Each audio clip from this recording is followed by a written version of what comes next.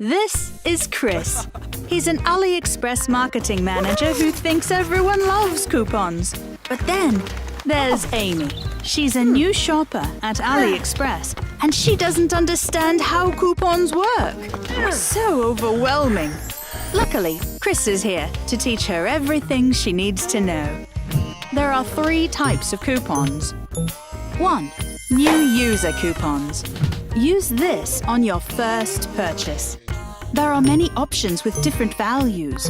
Choose wisely. Once you use one, all the other new user coupons will expire. 2. Seller coupons. These are from sellers who want to encourage you to shop with them. It can be used for certain items, specific times, and particular countries.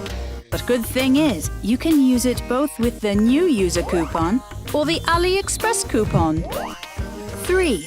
AliExpress coupons. This is a great coupon to have because it applies to a wide variety of sellers. Combine with seller coupons for amazing deals. Don't see your AliExpress coupon at checkout? It could mean one of 3 things. Your coupon is expired.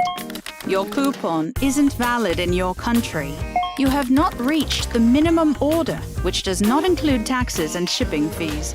Now that Amy knows how to use AliExpress coupons, she's become obsessed with deals.